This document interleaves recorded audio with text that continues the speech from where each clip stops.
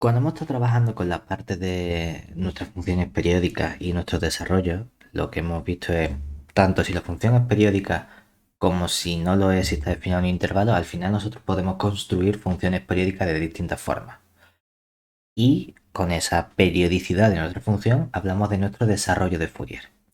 Y es cierto que a lo mejor la notación que hemos utilizado no es la más correcta por el siguiente motivo. Porque normalmente, si tenemos una función que sea f, definida en L2 de 0t mayúscula a priori, claro, esta función no es periódica ni está definida en todo R. Entonces, no tendría sentido hablar de su desarrollo de Fourier como hemos hecho nosotros. ¿Cómo solucionamos ese problema? Haciendo una extensión periódica, que vimos que teníamos tres formas distintas. Bueno, pues podemos extenderla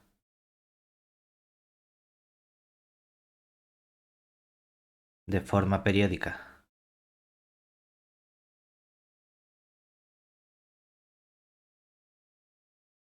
a todo R para luego hallar su desarrollo en serie de Fourier.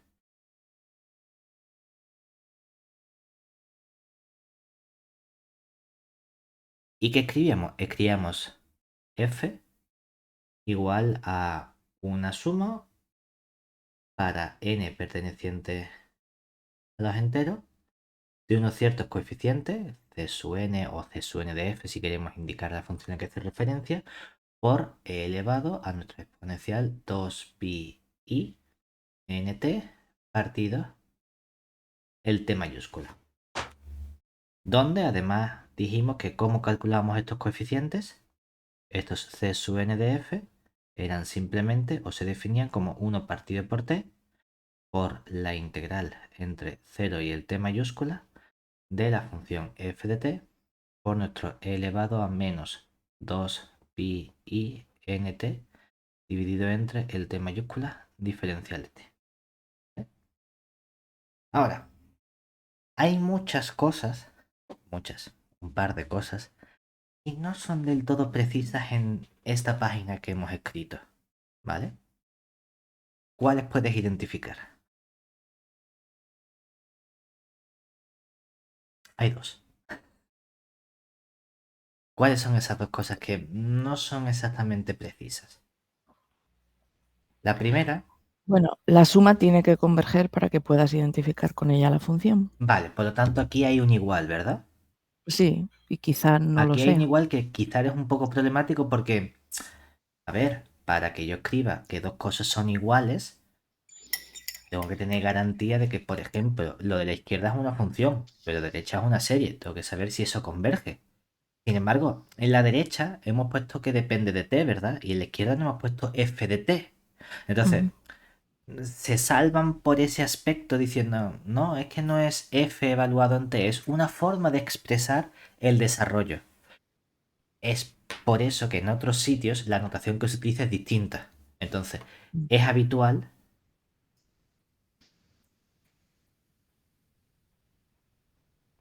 expresar no con un igual, sino expresar f como cuando estábamos relacionados y poníamos aquí nuestra serie para n perteneciente a los enteros, estos coeficientes c sub n de f por el e elevado al 2 pi i nt partido el t mayúscula.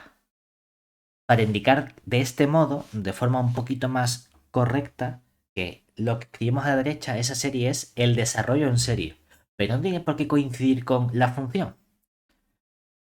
Aquí lo que hacen es ponen f igual y hacemos un abuso de notación. Vale.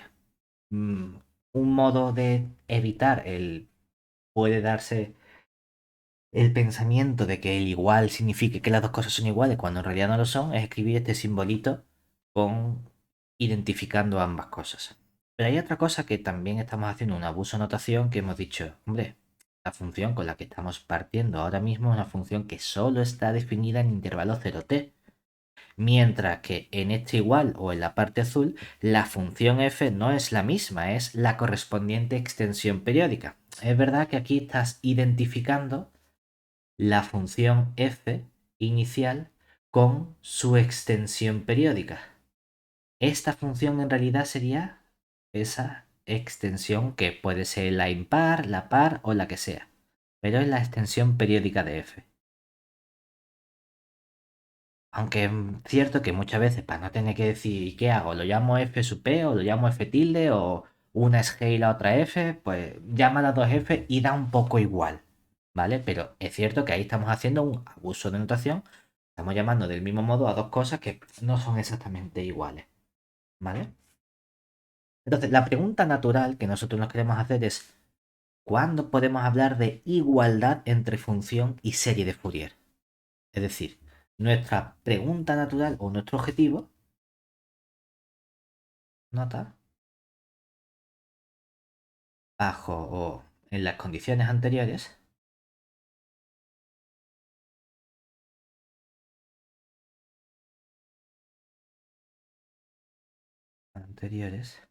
nos gustaría analizar bajo qué condiciones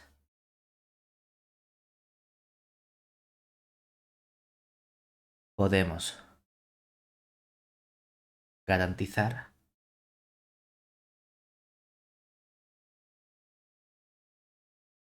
que ese desarrollo en serie Fourier que estamos calculando, esa suma para n perteneciente a los enteros de los coeficientes c sub nf elevado a 2 pi i nt es una serie de funciones. Pues quiero que esta serie de funciones converja. Primera pregunta. Y segunda pregunta, aparte de decir, vale, tú coges toda esta expresión y queremos que toda esta expresión sea algo convergente. Y de forma adicional, queremos estudiar qué tiene que ocurrir para que eso converja precisamente a nuestra función inicial f, y aquí vamos a poner f de t. Y aquí sí estamos poniendo un igual porque sí queremos justamente una igualdad entre esas dos funciones, ¿vale?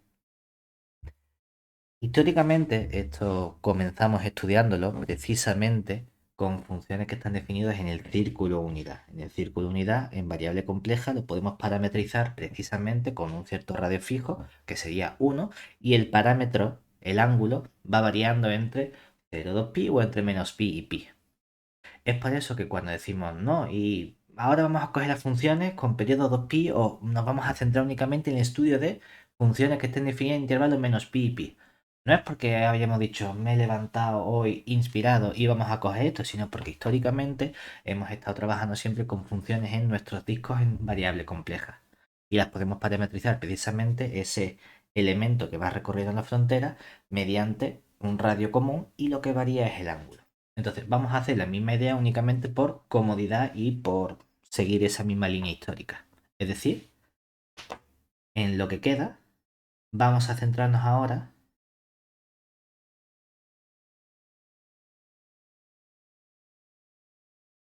en el estudio de funciones f que van a estar definidas en el intervalo menos pi, pi. Realmente que me lo pongas abierto o cerrado me va a dar exactamente igual porque van a ser funciones periódicas. ¿De acuerdo? Con periodo, periódicas, o bueno,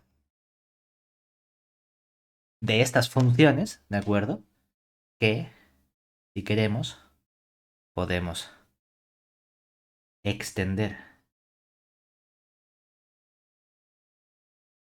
de forma periódica a todo R con periodo t igual a 2pi. Entonces, de nuevo, a nosotros nos va a dar exactamente igual trabajar con la función o con su correspondiente extensión periódica. ¿Vale? Entonces, primera pregunta es, más o menos, ¿qué comportamiento tengo que pedirle a nuestra función para garantizar esa convergencia? ¿Vale? De momento simplemente digo que tengo una función que está entre menos pi y pi. Entonces, un primer comportamiento que vamos a pedirle es el siguiente. Un primer comportamiento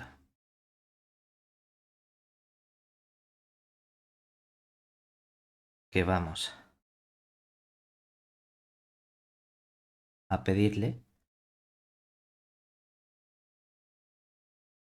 a la función f, y quien dice la función f dice su extensión periódica, es que f sea una función integrable de L1 en nuestro conjunto menos pi y pi.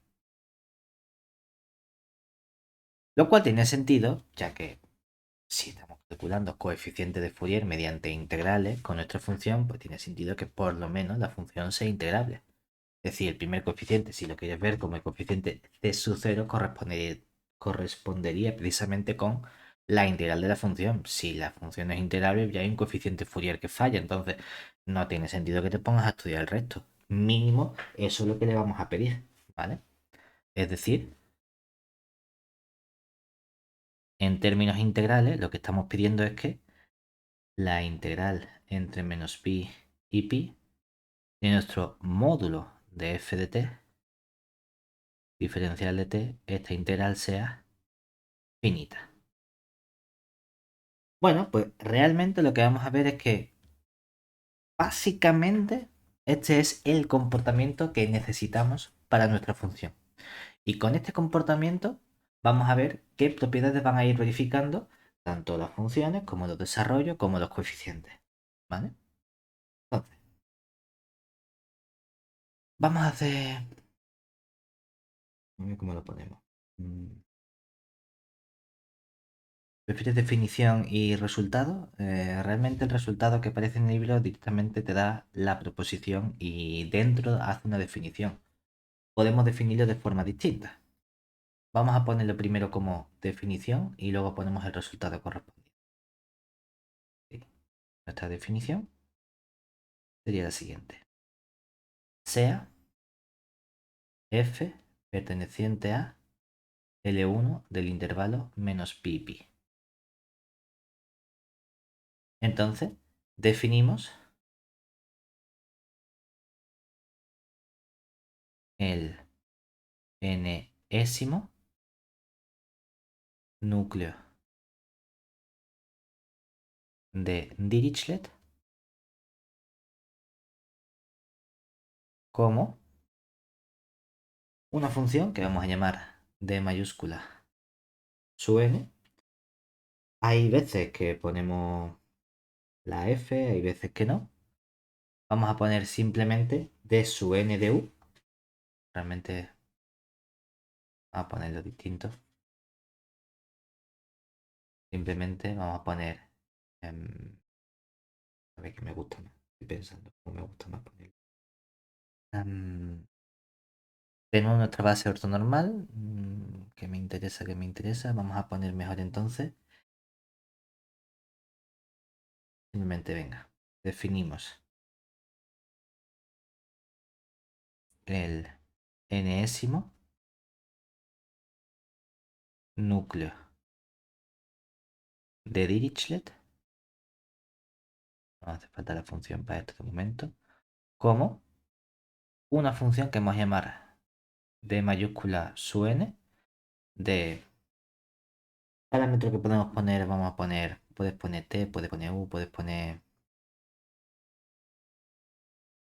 en una función, realmente pondríamos t, que es lo que hemos estado haciendo todo el rato, como una media, es decir, 1 partido n, y vamos a poner ahora una la media es el siguiente, un factor 1 partido 2pi y vamos a poner un sumatorio aquí de, como estamos trabajando en realidad en nuestro intervalo menos pi y pi, estamos cogiendo qué base ortonormal es la que nos interesa en el desarrollo de Fourier, nuestras exponenciales, pero como hemos dicho antes, que vamos a trabajar con el t mayúscula que tiene periodo 2pi, el 2pi con el 2pi se nos cancela y nos queda la exponencial de e elevado a int, ¿de acuerdo? Entonces vamos a poner aquí estas exponenciales que serían desde n igual al desde el n igual a menos n mayúscula hasta n mayúscula y vamos a coger esas exponenciales que serían e elevado a menos i n t. ¿De acuerdo? Estamos haciendo esta especie de media de todos estos elementos. ¿Ok bien? Este sería el núcleo de Sí. Dirichlet enésimo, ¿vale? Con n perteneciente a, vamos a poner los naturales, unión el cero si no quieres. Puedes definir también el núcleo ceroésimo, que sería simplemente 1 partido 2pi, la constante. ¿De acuerdo? Bueno, pues resulta que estos núcleos son muy interesantes porque nos permiten reescribir o buscar relaciones con nuestros desarrollos en serie de Fourier. Entonces, tenemos un primer resultado que nos permite estudiar la siguiente relación. Aquí sí vamos a coger nuestra función, es decir, sea f, nuestra función integrable de L1 del intervalo menos pi, pi.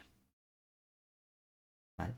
Entonces, cogemos su correspondiente extensión periódica. Realmente me da igual coger el f perteneciente a L1 menos pi, pi, o si quiero pongo aquí un subíndice p, como hemos definido antes, ¿verdad? Que eso sería la correspondiente función periódica que está definida en todo ese intervalo. Lo mismo es que es lo mismo, porque estamos haciendo un poquito de abuso de notación, entonces no pasa nada. Por si acaso lo vamos a poner sea f ta, ta, ta, y su correspondiente extensión periódica. Entonces, ¿qué vamos a tener? Realmente sería mucho más sencillo poner f perteneciente a L1P, pero bueno. Entonces, cuando calculamos el desarrollo de Fourier realmente es una serie infinita, por lo tanto estoy haciendo una convergencia de una sucesión de sumas parciales. ¿Cuál es esa sucesión de sumas parciales? La sucesión de sumas parciales que estudiamos es justamente lo que llamamos S mayúscula su n de t. Esta sería nuestra sucesión de sumas parciales de Fourier, ¿verdad? ¿Cómo se definía esta sucesión? Por definición, recordemos que esto, ¿quién era? La serie o suma desde n igual al menos n mayúscula hasta el n mayúscula de que aparecían los coeficientes c sub n de f, ¿verdad? Por e elevado a, como estamos ahora en nuestra función griega de periodo 2pi, es simplemente i n t, ¿vale? Pues dice, ven, se parece bastante a lo anterior. No es exactamente lo mismo, ¿verdad?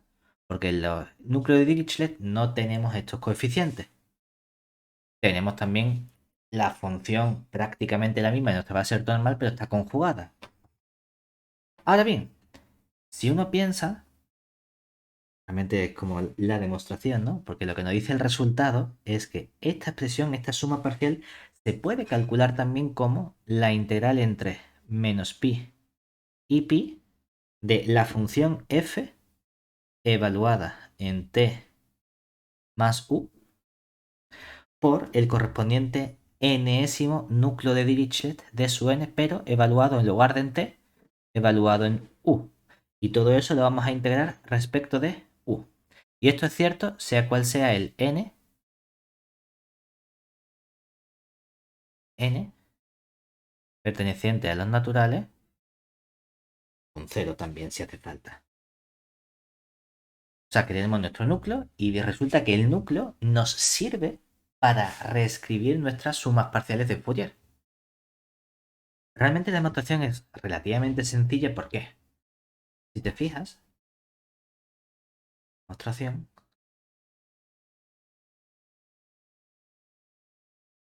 observemos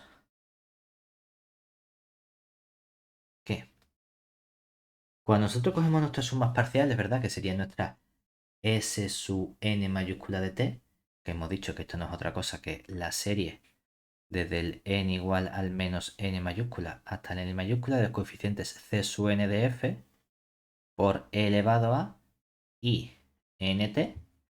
Estos coeficientes, ¿cómo los hemos definido? Tenemos la suma para n igual a menos n mayúscula hasta el n mayúscula. Ya podemos decir, espérate, es que justamente tienes aquí unos coeficientes c sub n de f de Fourier. Vamos a escribir esos coeficientes, ¿vale? Los coeficientes eran 1 partido el periodo t, que sería 1 partido 2pi, por la integral entre menos pi y pi de la función f de t elevado a menos i n t diferencial de t, ¿verdad? Sí. Alguien tú dices, hombre, espérate, es que has utilizado la t para la variable de la serie parcial, de la suma parcial s sub n de t. La t que estás poniendo dentro de la integral es un índice mudo. No lo utilices igual que la misma t que ya estás fijando fuera. Vale, toda la razón del mundo. Vamos a hacer una cosa. En vez de escribir la integral en t, vamos a llamarla otra variable. S o J, lo que tú quieras, ¿vale? Otra letra que no sea t, ¿vale? Y todo esto lo seguimos multiplicando entonces por el e elevado a int. Para que nadie se confunde y diga, ah, claro, como tengo el elevado a menos int, con este elevado a int, cancelo, se me va. No, hombre, porque la t azul está fija, mientras que la t morada de dentro es un índice mudo, va variando. Entonces, no es lo mismo. Vale, lo arreglamos así. Hombre, es cierto que hay cosas con las que nosotros podemos trabajar. Tenemos una serie, pero no es una serie infinita. Tengo una suma finita. Y yo puedo intercambiar e integrar con suma finita como me apetezca, ¿verdad? Y puedo meter esta exponencial dentro. Entonces, si comenzamos a agrupar estas exponenciales, ¿qué observamos? Que uno dice, pues mira, yo puedo tener aquí nuestra integral entre menos pi y pi. Tenemos nuestra función f de s. Tenemos aquí el 1 partido 2pi por la serie o suma desde n igual al menos n mayúscula hasta el n mayúscula. Juntamos ahora esta exponencial elevado a menos i n y que vemos que aparece aquí un s, y si quiero juntarlo con la t tendría que poner menos t. Y todo esto estamos integrando respecto de s, ¿verdad? Esto se parece un montón a lo que hemos definido nosotros como el núcleo de Dirichlet, ¿verdad? Si quiero tener el núcleo de Dirichlet, vamos a hacer un cambio de variable para que no sea s menos t. Bueno, venga, pues vamos a hacer un cambio de variable que va a ser ¿cuál? Vamos a esto un poquito más. Vamos a hacer el cambio de variable que sea simplemente pues s menos t. Lo llamamos u. ¿Cómo nos va a quedar? Pues mira, nos quedaría entonces la integral entre menos pi y pi. Vamos a tener nuestra función f, pero entonces ¿dónde está? Si cambiamos los límites, muchas veces se me olvida cambiar los límites de integración. Si estamos cambiando la variable, ¿verdad? Antes, la variable que teníamos en nuestra integral era s. S variaba o tomaba valores entre menos pi y pi. Ahora, ¿qué ocurre? La nueva variable va a ser u. Por lo tanto, cuando la s valía menos pi, la u vale menos pi menos t. Cuando la s valía pi, la u ahora vale pi menos t, ¿verdad? Perfecto. La función sería f y ahora sustituimos en lugar de en s, nos quedaría la variable u más t o t más u, ¿verdad? Por aquí nos quedaría entonces este 1 partido 2pi por la suma desde el n igual al menos n mayúscula hasta el n mayúscula de elevado a menos i n u, todo eso diferencial de u. Esta función que tenemos aquí es justamente lo que hemos definido previamente como el núcleo de Dirichlet enésimo, en este caso evaluado en la variable u. ¿Qué ocurre? No tenemos exactamente la misma integral, ¿verdad? Porque la integral que dice nuestra proposición es entre menos pi y pi, y aquí está variada por un factor t, o menos t, por así decirlo. Pero hace 2 días o 3 días, hace 2 clases o 3 clases, vimos que si tenemos funciones periódicas y restamos la misma cantidad del intervalo, la integral sigue siendo exactamente la misma, ¿verdad? Aquí estamos cogiendo una función que es periódica y estamos restando en cada uno de estos extremos la misma cantidad menos t. Entonces nuestra integral va a ser exactamente igual por tener una función aquí que es periódica. Por lo tanto, como tenemos periodicidad de esta función que estamos integrando, podemos expresar esto simplemente como la integral entre menos pi y pi de f de u más t por la función o núcleo de Dirichlet enésimo de su n de u diferencial de u.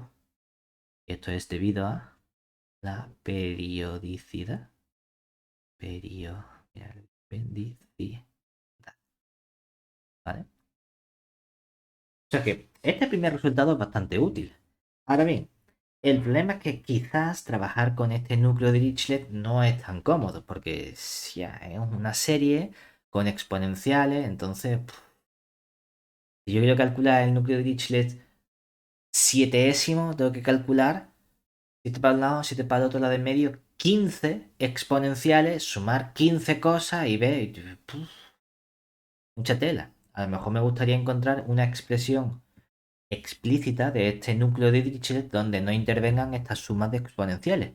También tenemos un resultado que nos dice cómo se expresa esta función de Dirichlet y me da también propiedades de su comportamiento. Es decir, realmente ahí es la parte de por qué se le llama núcleo de Dirichlet y no simplemente función de Dirichlet. Proposición. Tenemos nuestro siguiente resultado. Es decir, pues mira, el núcleo de Dirichlet enésimo es una función par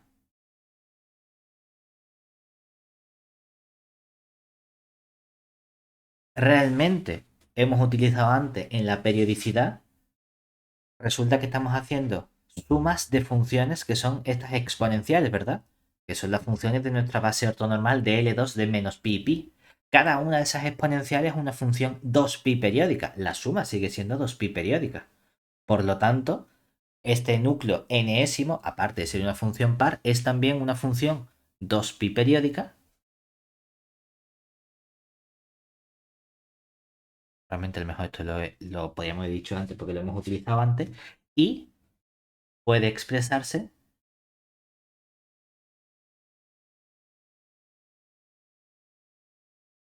como, pues, nuestro núcleo de su n. ¿Qué prefiere que pongamos, de t o de u? Ponlo, no importa. Bueno, de U porque es lo último que hemos usado para seguir. Vale. Vamos, que ya te digo, da igual la letra que utilices, Da ¿no? igual, exacto. El de su n de u puede expresarse de dos formas. ¿Por qué de dos formas? Hombre, ve, porque estamos con exponenciales y estas exponenciales son periódicas. Si justamente caes en el punto en el que toma el mismo valor, realmente tienes una forma sencilla de expresarlo. Si tu punto u es justamente un múltiplo de pi, de 2pi, ¿qué tendríamos? Vamos a expresar esto como 2pi por z, que estos son todos los múltiplos enteros de 2pi. Claro, entonces en la exponencial elevado a 2 i n 2pi, ¿qué ocurre? Que e elevado a 2pi o i 2pi es 1 y elevado a n siempre 1. O sea que tenemos que la función vale siempre 1. Y si lo que hay dentro de la suma es siempre 1, ¿cuántas veces estoy sumando yo ese 1? entre menos n mayúscula y n mayúscula. Quita el 0. Dos. Del 1 al n mayúscula hay n. Del menos 1 al menos n mayúscula hay otros n. Y el del medio, 1. O sea que tengo n por un lado, n por otro lado y 1, 2n más 1. Claro, en ese caso el núcleo sencillo es simplemente coge el 2n más 1 y teníamos una constante, un factor de normalización por ahí delante, ¿verdad? Que era dividido entre 2pi. Vale, esta es la fórmula sencilla, por así decirlo. La pregunta es, bueno, ¿qué pasa cuando uno sea justamente un elemento donde la exponencial es súper tonta y súper fácil de calcular? Bueno, pues entonces tenemos nuestro factor de normalización 1 partido 2pi y vamos a tener un cociente de, por un lado, el seno de nuestra n más un medio por u dividido entre el seno de u medios. Además, la parte de núcleo nos dice lo siguiente. Además, se tiene que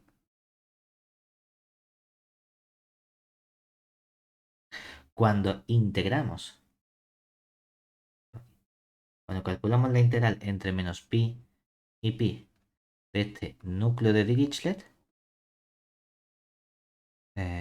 diferencial de u, eso nos da exactamente 1, sea cual sea el n perteneciente a los naturales, unión de 0.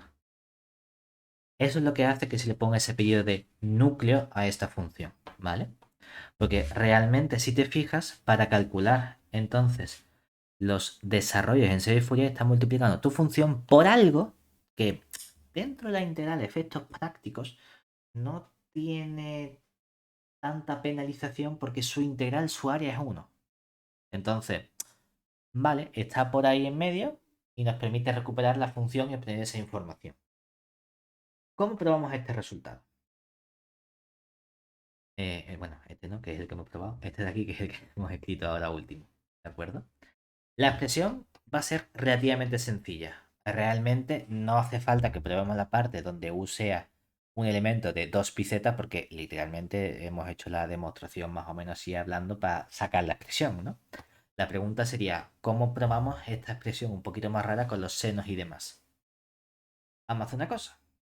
Tenemos aquí demostración.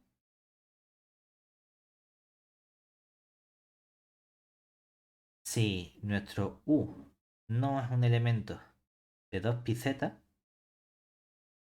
tenemos que...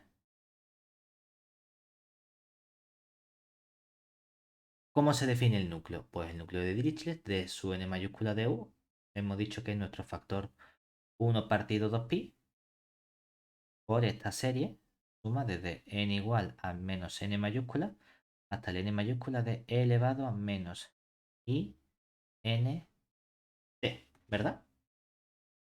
Y tú dices, ¿vale? Y, perdón, int no, hemos dicho in, vamos a ponerlo con la u, ¿verdad? ¿Y ahora qué? ¿Qué hacemos? Hombre, hay una cosa que podemos hacer que es volver a los básicos de funciones de una variable 1 cuando estábamos en primero. Es decir, esta serie nos suena de algo. Esto es lo mismo que escribir 1 partido 2pi por una suma desde n igual a menos n mayúscula hasta n mayúscula. Y esto lo puedo escribir como e elevado a menos iu. Todo ello elevado a n, ¿verdad? ¿Qué tipo de serie tenemos aquí? Una serie o suma geométrica, ¿verdad? Con razón elevado a menos iu. Por lo tanto, ¿cómo calculamos la suma de una serie geométrica? Primer elemento menos último por la razón entre 1 menos la razón. Vale, pues vamos a hacer eso. Vamos a coger aquí nuestro 1 partido 2pi. Espero que no se me olvide ponerlo. Tenemos aquí una fracción donde va a venir primer elemento. El primer elemento es para n minúscula igual a menos n mayúscula. Con este menos me quedaría elevado a i n mayúscula u menos e elevado al último elemento que sería menos i n mayúscula u por la razón que es e elevado a menos i u. Y todo eso dividido entre 1 menos la razón, 1 menos e elevado a menos i u, ¿vale? Y tú dices, ¿y esto cómo se parece en algo a lo que se supone que nos tiene que quedar con estos senos? Hombre, sí, tenemos el 1 partido por 2pi y tenemos el 1 partido por 2pi. Vale, vamos bien encaminados, ¿no? Ya tenemos por lo menos la constante que está por ahí bien. Vamos a pensar en que estos senos, estamos trabajando aquí con funciones de variable compleja. Entonces tenemos que tener en mente siempre que la idea que relaciona exponenciales y complejas es bastante útil, porque el seno de cualquier tita, en el ámbito complejo, esto es la exponencial elevado a i tita menos elevado a menos i tita dividido entre 2i. Oye, pues mira, aquí hay algo que se parece porque tengo exponenciales con término positivo, exponenciales con término negativo, ¿verdad? Y están restando, entonces casi casi. ¿Cuál es el problema? Que debería tener el mismo término en el exponente. Y en una parte tengo una n, mientras que en la otra parte tengo un n más 1. Bueno, de n a n más 1 hay algo entre medias, ¿verdad? Que sería el n más 1 medio. Vamos a intentar hacer eso. Darle un factor a cada término. Entonces, ¿cómo lo hacemos? Pues mira, a este le falta un medio, a este le sobra un medio. Vamos a multiplicar arriba y abajo por el un medio que nos falta. ¿Eso qué implicaría? Tenemos aquí nuestro 1 partido 2pi. Vamos a poner entonces una exponencial elevado ahí por u medios. Abajo también elevado ahí por el u medios. Y esto tal cual nos quedaría entonces nuestro elevado a i nu menos elevado a menos i. Si queremos ya ponemos el n más 1 u. Y abajo el 1 menos elevado a menos i u. ¿Qué nos quedaría entonces? Nuestro 1 partido 2pi. Ahora tenemos una fracción donde este u medio con esta nu que nos quedaría elevado a i u. Y luego, ¿qué factor vamos a tener? Sacamos la n factor común, ¿verdad? Más el un medio sería un medio. Menos, ¿qué va a ocurrir aquí? Tengo n más 1, pero está restando. Entonces al menos n menos 1 le sumo un medio y nos queda el menos n menos un medio. O sea que sería también elevado a menos i u, pero ahora con n más un medio también. Abajo, el elevado a i un medio lo multiplico por 1 y nos queda elevado a i u medios menos el menos iu lo multiplico por iu, suma los exponentes y nos quedaría elevado a menos i u medios. ¿Hasta ahí bien? Ya simplemente si Sí. dividimos ambos sitios por 2i, ¿qué nos quedaría entonces? Dividiendo por 2i, el 1 partido 2pi, arriba nos daría o obtendríamos el seno de u por n más un medio, mientras que abajo obtendríamos el seno de u medios, que esta es precisamente la primera expresión que queríamos obtener para nuestro núcleo de Dirichlet, ¿vale? Ahora, con esa información, ¿cómo probamos que su integral vale justamente 1? Porque ahora, por otro lado, es decir, por último, estudiamos cuánto vale la integral entre menos pi y pi de su n de u diferencial de u, ¿verdad? Que diría, bueno, claro, pues es la integral entre menos pi y pi de... Acabamos de obtener la expresión que sería 1 partido 2pi por este seno de u por n más un medio partido el seno de u medios diferencial de u, ¿verdad? Integral trigonométrica, ¿no? ¿Cómo calculamos esta integral trigonométrica?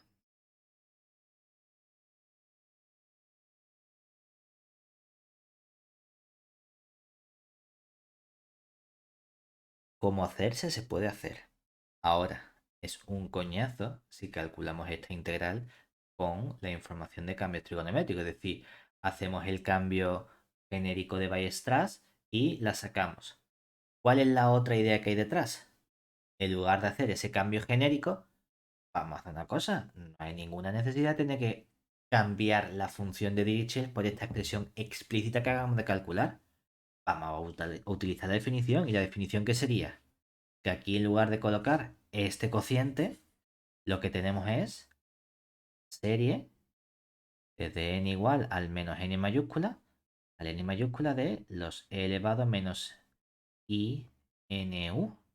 Todo eso diferencial de u, ¿verdad? Oye, pues a lo mejor esto es más sencillo. De hecho, y el diferencial de u más pegadito, ¿vale?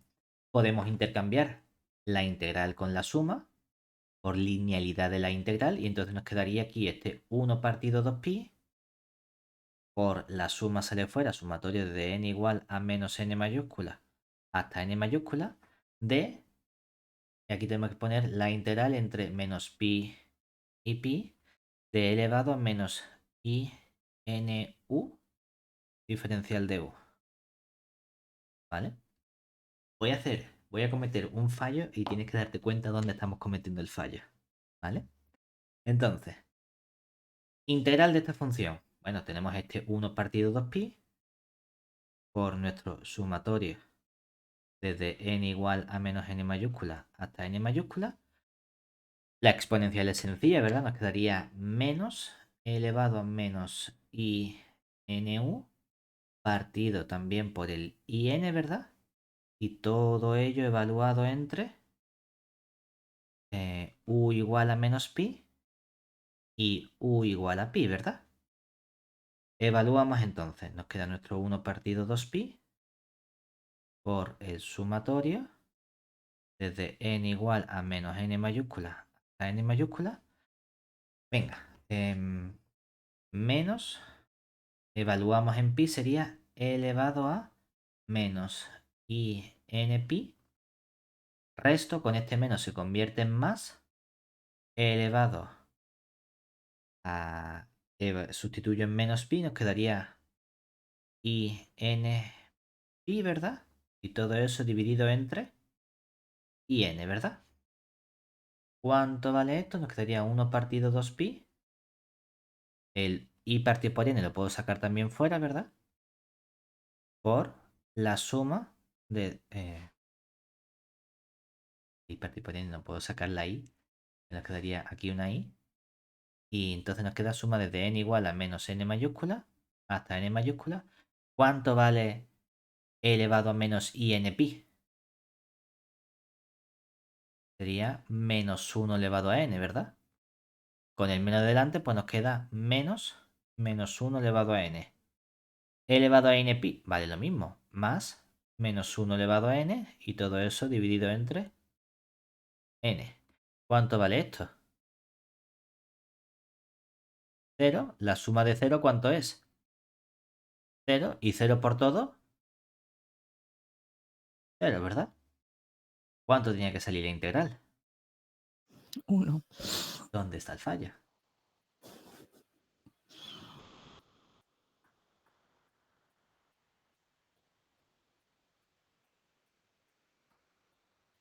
Son cosas que se nos suelen ir o es el fallo típico que solemos cometer aquí con estos coeficientes y con estas integrales y demás. ¿Vale? Hemos intercambiado la suma con la integral, ¿verdad? Hemos Correcto. dicho, calculo una primitiva de e elevado a menos INU. Y aparece una n Ujú. dividiendo, ¿verdad? La n es un Sí. número que puede ser natural o cero. Y a n vale cero, no puedo dividir entre n. Entonces, Ujú. esta expresión es cierta, es decir, aquí hay que poner un asterisco si uno quiere en esta parte. ¿Por qué? ¿Qué significa el asterisco? El asterisco lo que nos está diciendo es que la integral entre menos pi y pi d elevado a menos i n u, diferencial de u, eso es, en efecto, esta primitiva que tienes aquí, es decir, menos e elevado a menos i n u partido por in, todo eso evaluado entre u igual a menos pi y u igual a pi, que como hemos visto al final sale 0 si n es un número natural. Pero si n es igual a 0, entonces esta integral, ¿quién es? Es la integral entre menos pi y pi de... ¿Cuál es la función antes? Elevado a 0, que sería 1 diferencial de u, ¿verdad? Y esto vale simplemente 1 partido... perdón. Partido no. Esto vale simplemente la amplitud de mi intervalo, que sería 2pi, ¿verdad? Claro, por eso hay que tener cuidado porque en esta serie, ¿cuánto vale en realidad? No vale siempre esto, ¿verdad? Vale la suma de estos elementos para todo n, pero teníamos que poner aquí que sea como. Distinto de 0. Exactamente, distinto de 0. O lo que es lo mismo. Todo esto realmente únicamente lo tenemos ¿para qué valor? Con esta suma estaríamos diciendo, ah, pues mira, separamos en la suma desde n igual a menos n mayúscula hasta n mayúscula con n distinto de 0 de... ¿Cuánto hemos dicho que vale entonces la integral? 0. Más, para el término n igual a 0, ¿cuánto vale la integral? 2pi, ¿verdad? Si sumas 0, todo suma 0. Y 0 más 2pi, 2pi. Y 2pi dividido entre 2pi, 1. Ahora sí, esto sí es lo que tiene que salir. ¿De acuerdo? Pero ese cerito muchas veces se nos olvida que hay que tener cuidado, que hay un caso en el que a lo mejor la función que estás integrando ya no es esa exponencial, sino que es otra función, es una constante o lo que sea. ¿Vale? Entonces, con eso muchas veces se nos pasa y metemos la pata y no nos damos cuenta. ¿De acuerdo? Bien, hasta aquí. Hemos utilizado entonces una información de un nuevo elemento que es lo que llamamos el núcleo de Dirichlet. ¿De acuerdo? Tenemos otro tipo de núcleos o de información que también nos sirven para obtener información del comportamiento de la serie de Fourier. Entonces, vamos a estudiar ese otro modo alternativo que tenemos de trabajar con esos elementos. Y para ello vamos a introducir dos conceptos. Por un lado, definición. Con esta serie de Fourier, es decir, dada f perteneciente a L1 de nuestro intervalo menos pi, pi, abierto, cerrado, como te apetezca en realidad, ¿no? Es cierto que lo estamos poniendo nosotros todo el rato cerrado a la izquierda, abierto a la derecha, pero tampoco exactamente. ¿Vale? Función integrable, y con esta f representamos tanto la función como su posible extensión periódica, lo que nos haga falta. Entonces, definimos la media de las series de las sumas parciales de Fourier como la notación que ponemos una sigma minúscula de esta suma de nt, y se define simplemente como una media normal y corriente, es decir, 1 partido n mayúscula, y ahora estamos haciendo una suma de los correspondientes medias o sumas parciales s sub n de t. La pregunta es, normalmente, cuando ponemos 1 partido por n, empezamos desde el 1 hasta el n, ¿verdad? Como aquí nuestro índice empieza en el término 0, entonces, aunque pongamos 1 partido por n, comenzamos desde el término n igual a 0 hasta el n mayúscula menos 1. Ojo, que hay n términos, que esto no es la cuasi suma parcial de Fourier.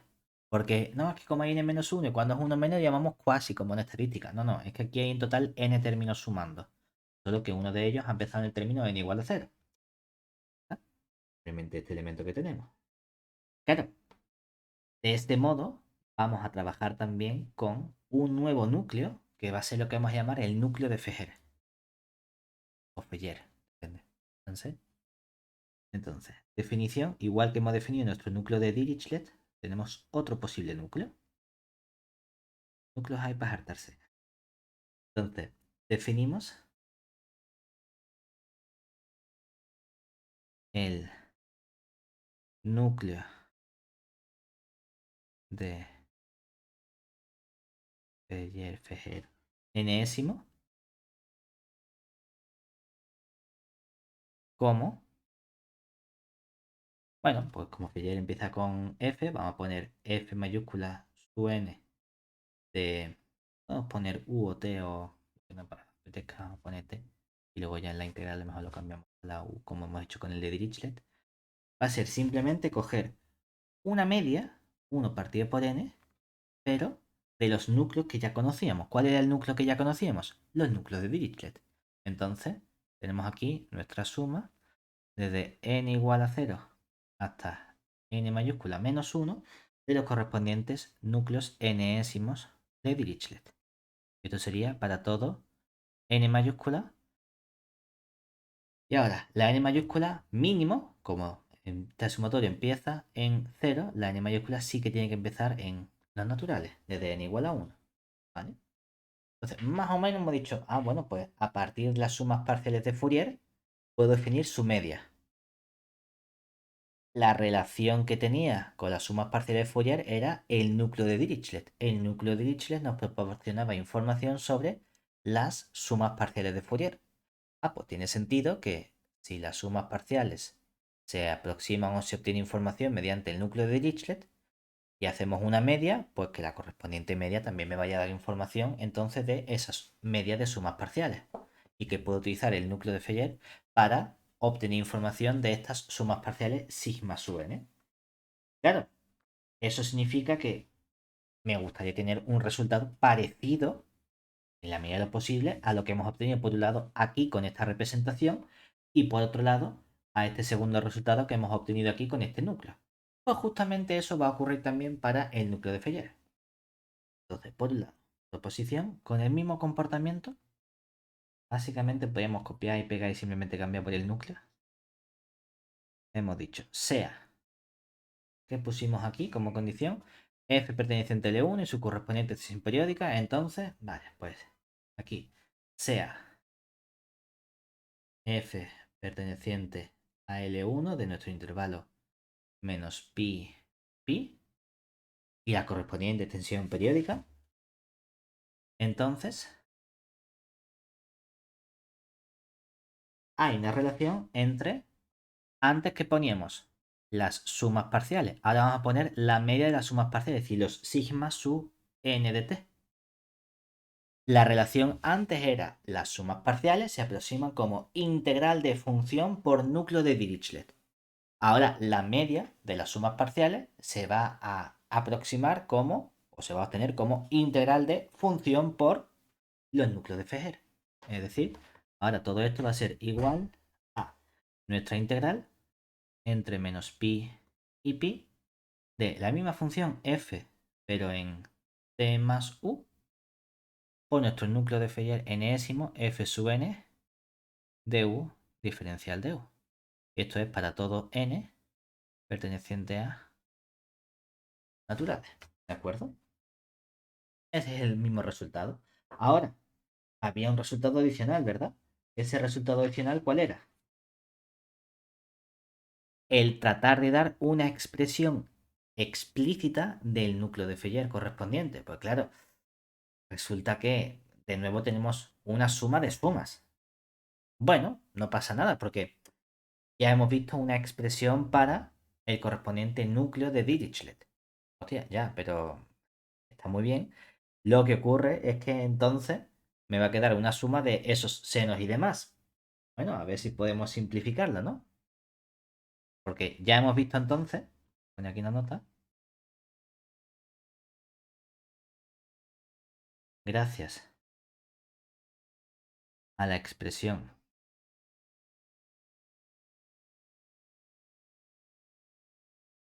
del núcleo de Dirichlet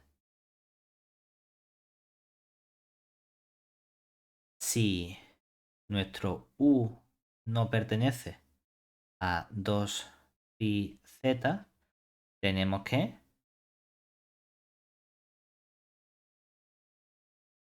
este núcleo de Feller enésimo de U, ¿quién sería? El 1 partido n mayúscula por la suma desde n igual a 0 hasta n mayúscula menos 1 del núcleo de su n de U, ¿verdad? Dice, es que este lo tengo guay. Claro, esto nos va a quedar 1 partido el n mayúscula por la suma desde n igual a 0 hasta el n mayúscula menos 1. La expresión era 1 partido 2pi. Nos quedaba ahora un cociente con el seno de u con el n más un medio dividido entre el seno de un medio, ¿verdad? Y tú dices, ya, a ver. Es verdad que no es otra vez una suma de sumas, ¿no? Es una suma de cocientes de seno. Ya, ya, pero bonito, bonito a lo mejor tampoco es. Entonces, ahora ya no es tan inmediato como antes, que decía, no, claro, una geométrica. Esto no es una serie geométrica. Y a lo mejor hay que pensar un poquito más. Y la pregunta es, ¿y ahora qué sale? Bueno, pues vamos a tener un resultado que me dice, esta suma se puede poner bonita, bonita, bonita. Tela de bonita. Entonces vamos a ver qué es lo que obtenemos. Proposición. Tenemos el siguiente resultado o información sobre nuestro núcleo de Feller. ¿Qué nos daría? Pues mira, sea aquí f, igual que hemos puesto antes, dijimos f, ¿qué pusimos antes? No, el núcleo de Dirichlet, es decir, solo sobre el núcleo. Venga, vamos a poner el núcleo enésimo de es.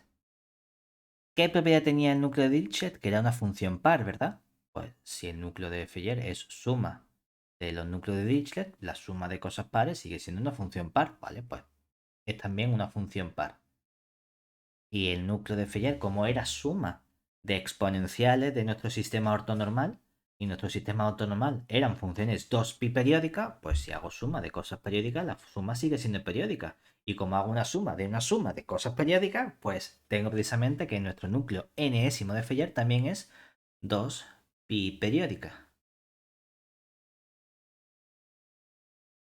Y ahora la pregunta natural es cómo se puede expresar de forma sencilla. Y tenemos que este núcleo f sub n de u.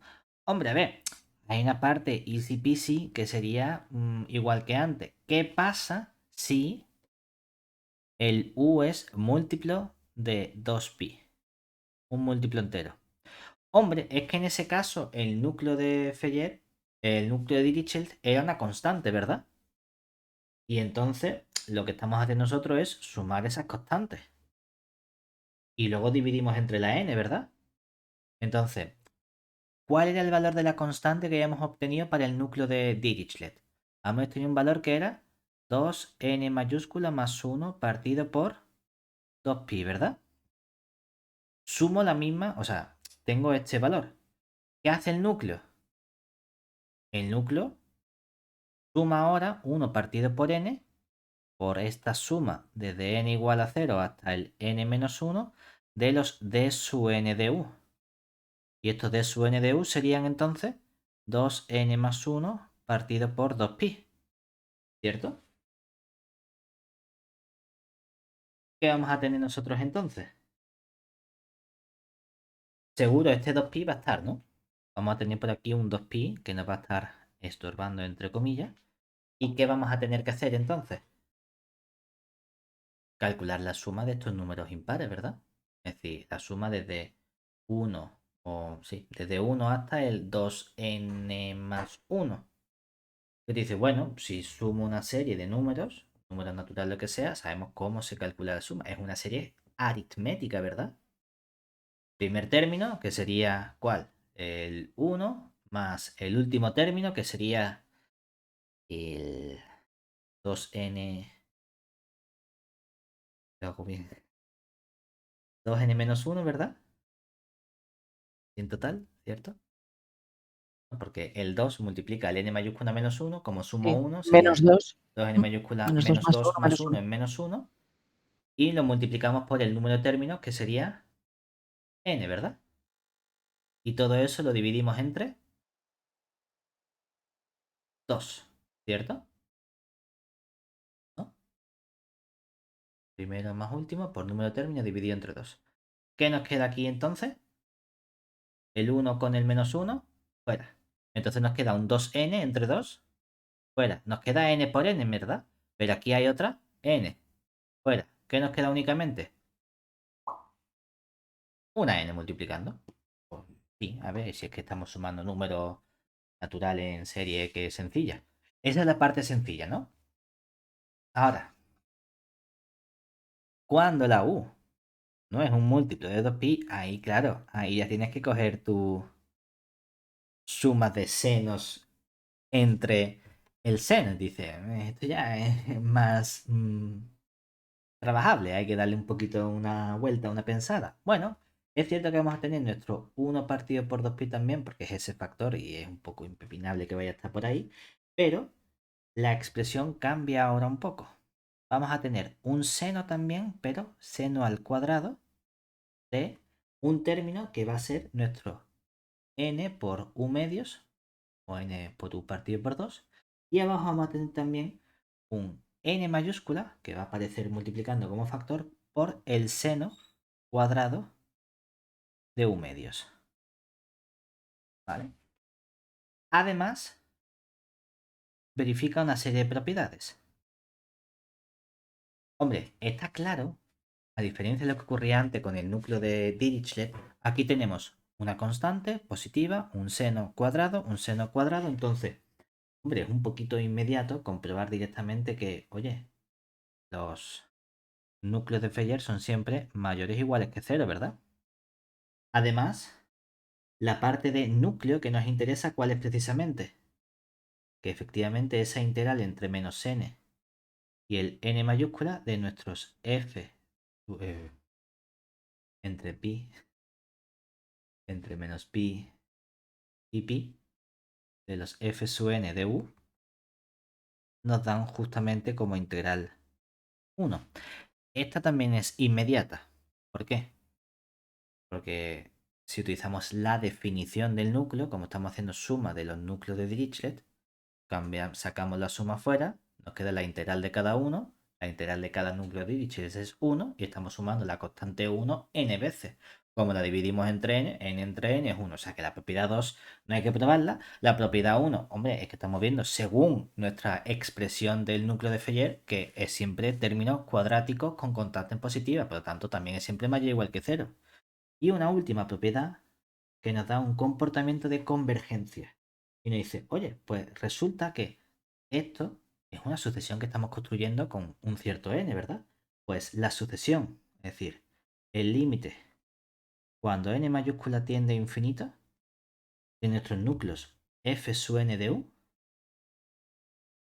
esto converge a cero uniformemente,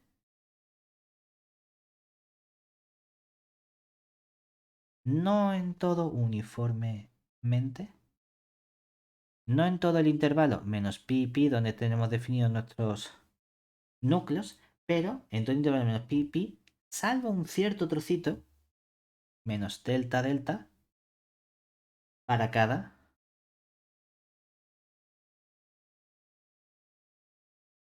delta que sea mayor que 0 y menor que pi. ¿De acuerdo? Es decir, hay siempre prácticamente convergencia uniforme en todo el intervalo, salvo en un pequeño trocito cerca del 0. ¿De acuerdo? Ese es el comportamiento que tienen nuestros núcleos de Feyer. Realmente lo que tenemos que probar, por así decirlo, es únicamente cómo obtenemos esa expresión, ¿verdad? Entonces, vamos a ver cómo hacemos únicamente esta reescritura que sería este término de aquí. Demostración.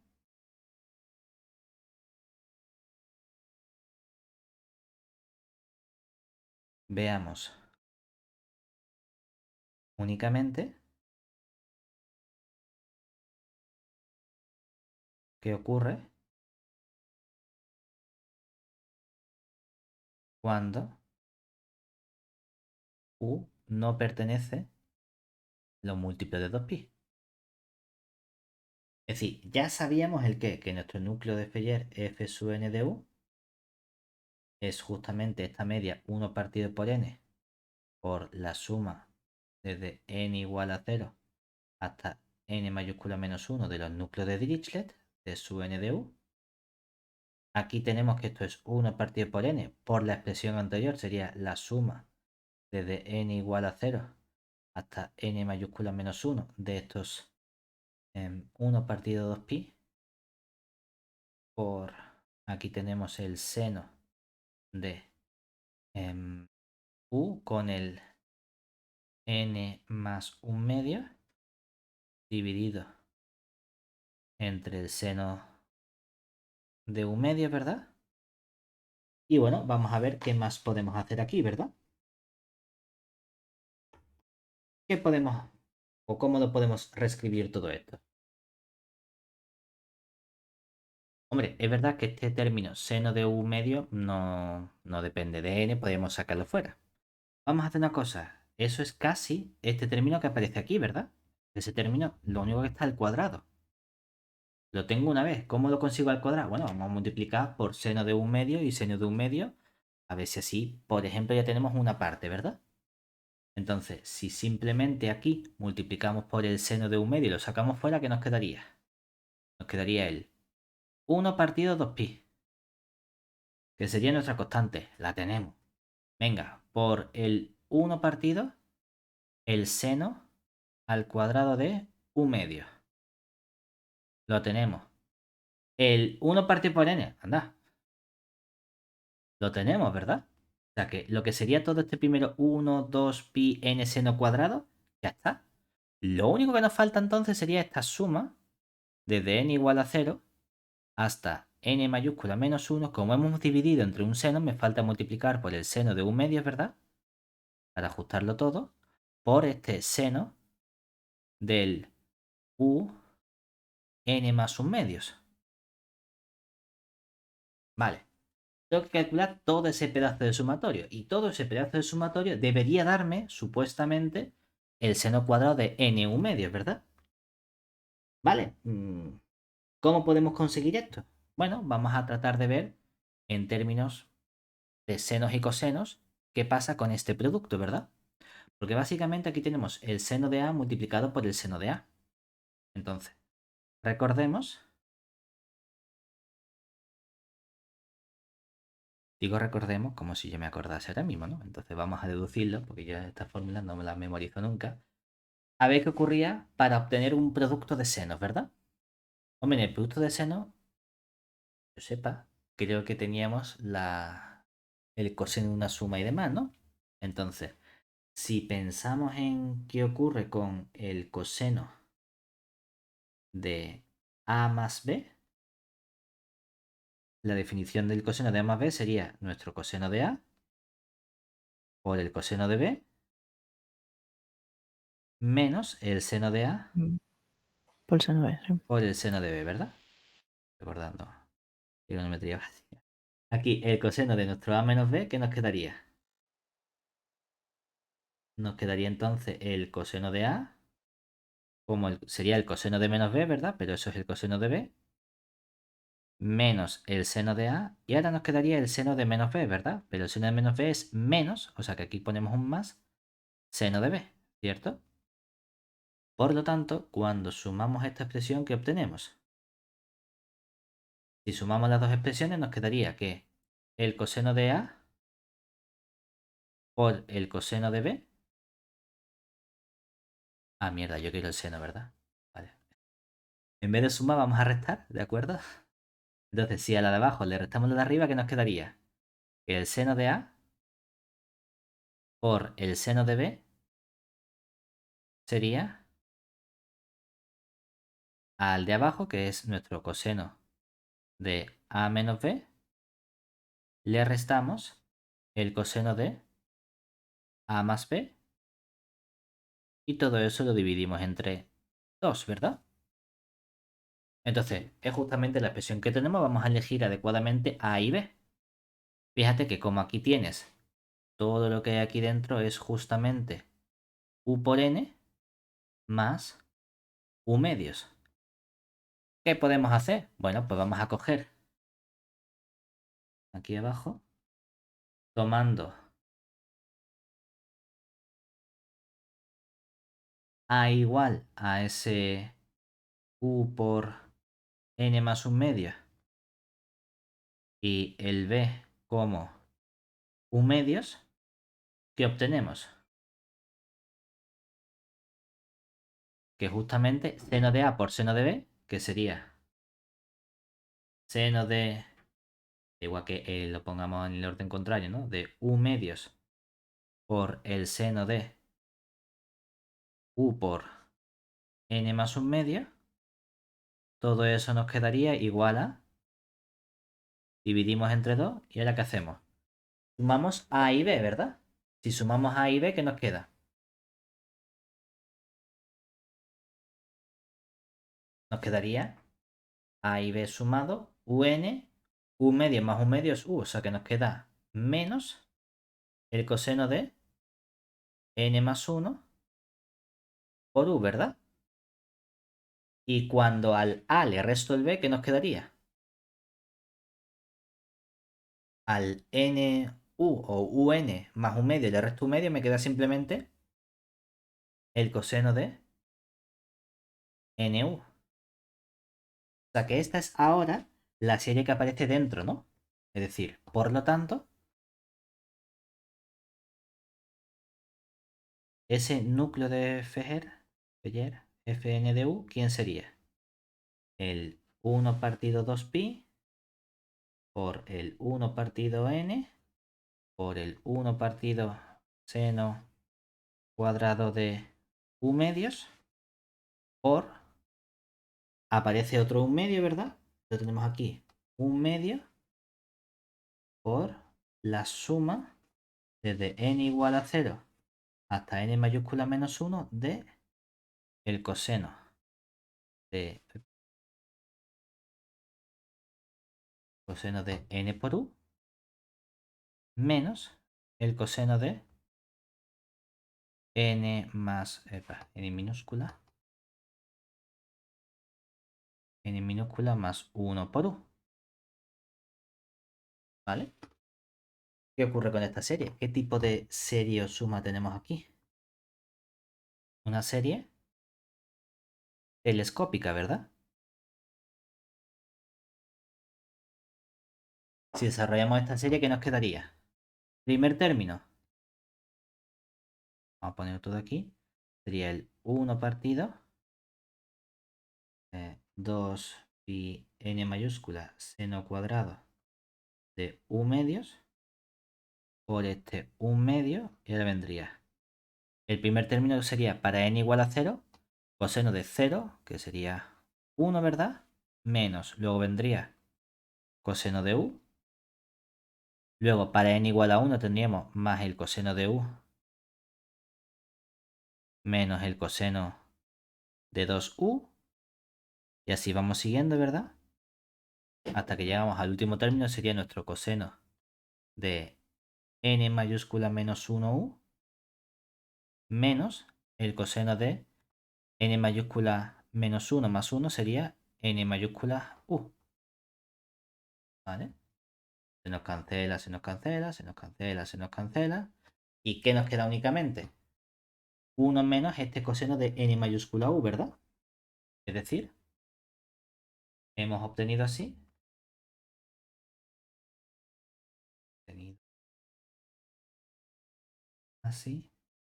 que nuestro núcleo de Feller enésimo f sub n de u ha sido, a este momento, 1 partido 2 pi n mayúscula seno al cuadrado de u medios por otro un medio por 1 menos el coseno de n mayúscula u.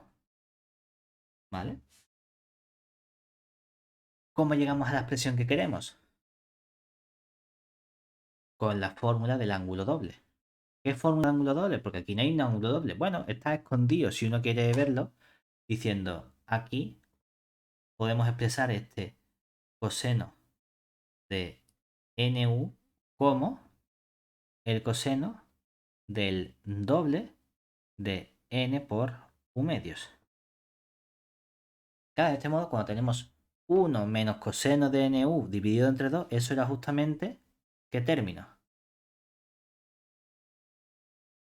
Tenemos aquí nuestra constante 2pi n seno cuadrado de u medio y la relación trigonométrica nos decía, cuando tengo el 1 menos coseno del ángulo doble, 1 menos coseno de 2 alfa dividido entre 2 es justamente lo mismo que el seno al cuadrado de alfa. En nuestro caso, alfa va a ser nu medio, o sea que nos queda el seno al cuadrado de nu medios. Y esta es justamente la expresión que queríamos obtener. O sea que con estos cambios trigonométricos hemos sido capaces de obtener precisamente este comportamiento. ¿Bien hasta ahí? Bueno, se supone que nosotros queríamos hablar de convergencia puntual de nuestra serie de Fourier, no de tanta reescritura de estas expresiones.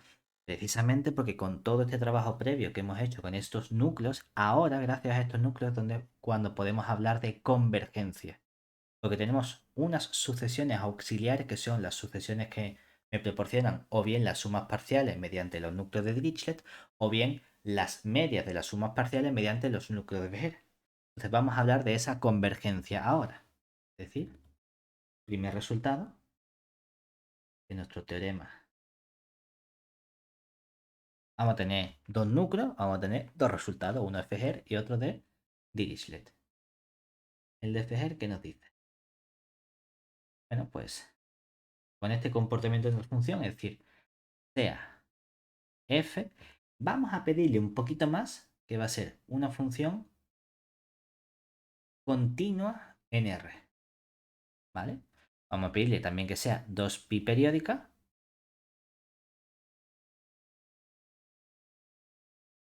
Y entonces, ¿qué ocurre? Con esa función podemos construir nuestro desarrollo en serie de Fourier con nuestro estudio de las sumas parciales, de las medias. Bueno, pues entonces lo que tenemos es que el límite, cuando la n mayúscula tiene infinito, de las medias, es decir, de los sigma sub n de t, estas medias convergen justamente a la función f de t. ¿Vale? Y además convergen ¿de qué modo? Uniformemente.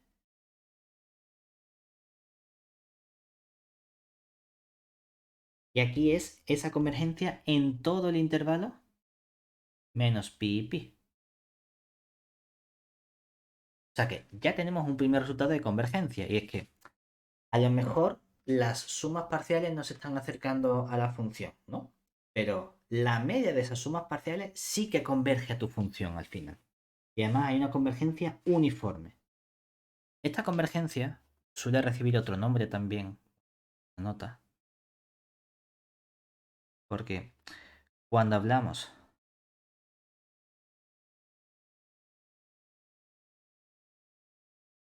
de la convergencia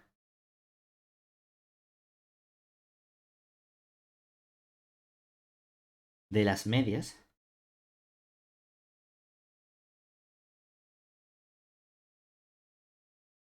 solemos decir que tenemos convergencia de tipo Cesaro.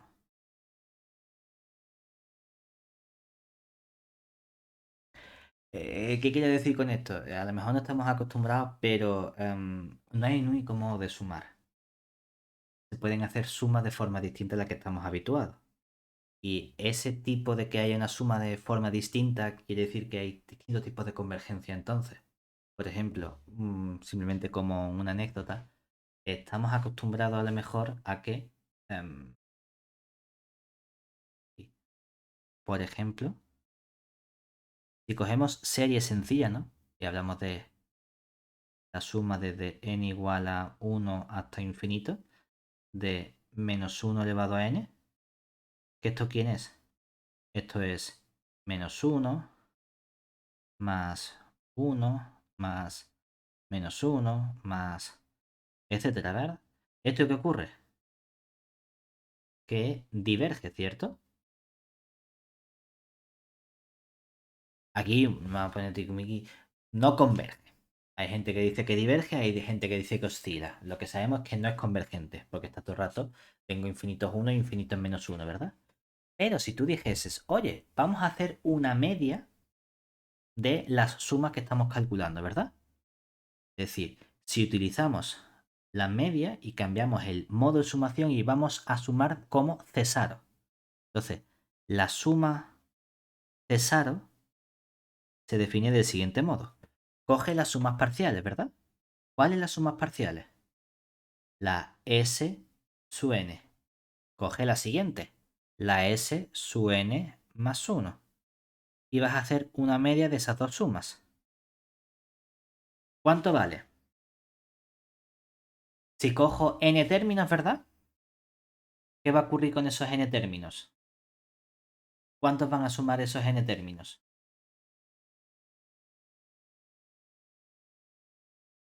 Hay dos opciones, ¿verdad? Si, Sí, menos 1, 1. Pero claro, cuidado, menos 1, 1 no. Es ¿cuándo has decir, si cojo el primero, si la n valiese 1, vale menos 1. Si la n vale 2, 0. Porque esas son las Sí, sumas vale. parciales, ¿verdad? Sí. Entonces, si vale 3, menos 1. Si vale 4, 0. Ujú. Entonces, aquí tengo que las sumas S su n o valen 0 o valen menos 1, ¿verdad? Y son los únicos dos posibles valores, ¿cierto? Pero entonces, aquí tengo dos sumas parciales consecutivas.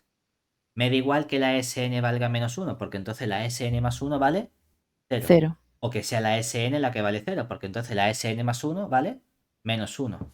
Entonces, esto va a sumar siempre 0 más menos 1 o al revés, dividido entre 2, ¿verdad? ¿Y esto Ujú. cuánto nos sale? Menos un medio. Entonces, cuando a lo mejor te digan, oye, la suma de esta serie vale menos un medio, y te pongo un pedazo de clickbait ahí para que pinches en el vídeo, ¿no? Dices, ¿cómo va a ser eso? No, es que lo que te voy a explicar luego es que estamos redefiniendo un nuevo modo de calcular sumas. Y este nuevo modo, por ejemplo, con medias, es lo que se llama la suma Cesaro, que es justamente lo que está haciendo el núcleo de Feller. Está cogiendo los núcleos de Dirichlet y está haciendo una media de esa suma de los núcleos de Dirichlet. Entonces, cuando coges cosas y haces media, se llama método de sumación de Cesaro.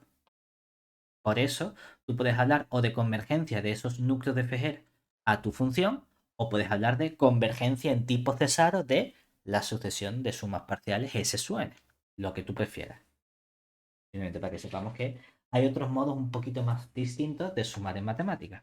Igual que a lo mejor cuando trabajamos con discreta nos enseñaban, oye, que tú puedes dividir por exceso o por defecto. Te puedes pasar con el resto, quedarte corto. Hay distintas elecciones. Pues con la suma, hasta que no llegamos a este punto, no nos empiezan a contar que se pueden sumar de forma distinta. ¿Vale? Como consecuencia de esta convergencia, tenemos también un corolario que nos dice cómo podemos aproximar funciones continuas.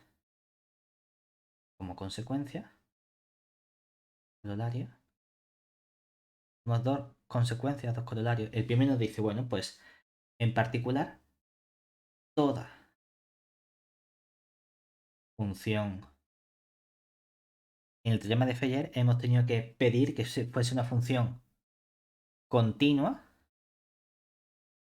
NR, que fuese 2pi periódica, ¿verdad? Continua y 2pi periódica, puede aproximarse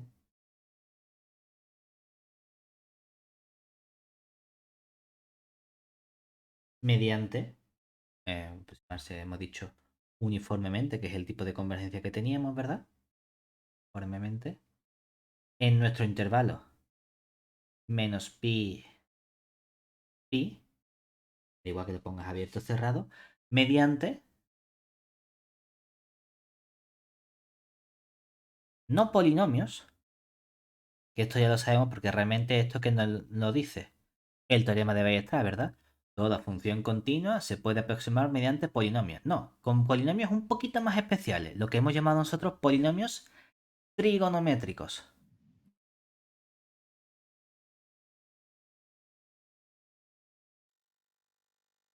¿Qué tú dices? Hostia, esto de lo mejor es súper complicado. A ver, sí y no.